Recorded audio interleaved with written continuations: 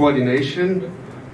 What coordination mechanisms should be in place in order to minimize duplications, or in the other way around, to maximize effectiveness of coordination. The second one was what are the roles and responsibilities of the different actors and entities, and especially here with a focus on the question, what are the roles and responsibilities of the provincial ministries and of the federal ministries, and always in order to improve access to climate finance.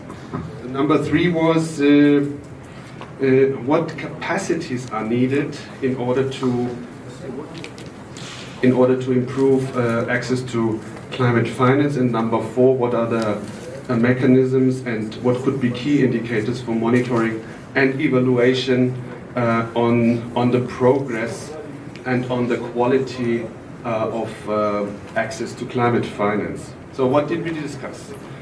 Regarding the roles and responsibilities of federal and provincial governments, ministries, it has been said that climate change happens in the provinces, not at federal level. So this should be reflected in the roles and responsibilities of the provinces.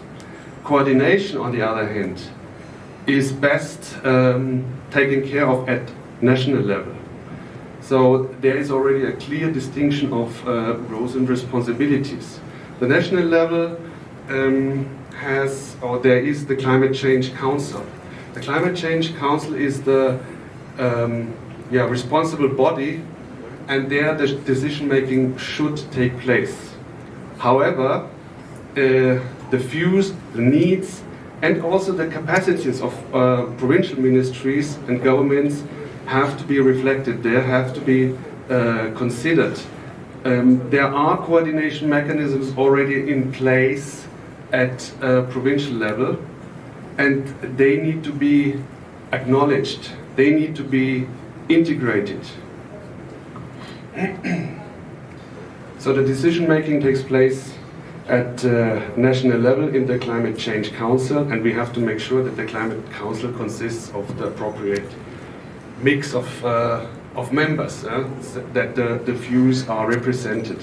Then monitoring and evaluation should also be mandated to this body, because then there the strings come together.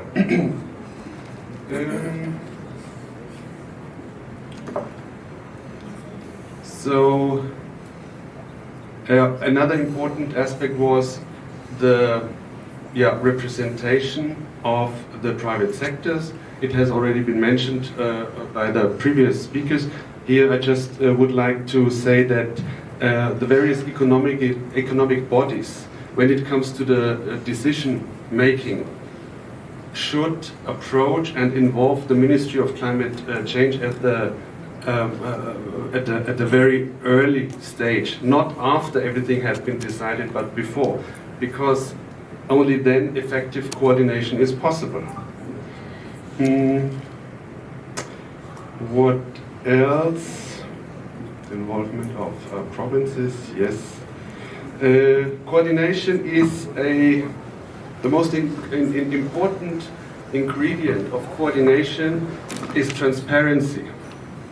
Transparency you generate through information, and the information needs to be accessible. It needs to be easily accessible. So how can this be ensured? Through the establishment of good websites, of good portals, of good sources of information.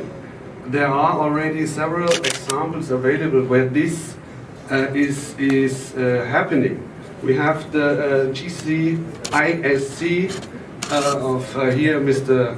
Arif Kohir, and together with GIZ and other agencies, many of these questions had been addressed in the past. Capacity development took place in form of trainings, I think of more than 100 officials in the field of climate finance, and also the development of informative and easy to access portals. Those portals, they have certain functions, and it's not only the provision of information to anyone who needs information, it's also to bring the provinces or the provincial levels and the national level together, because it's key that provinces have access to this portal and feed in the necessary information.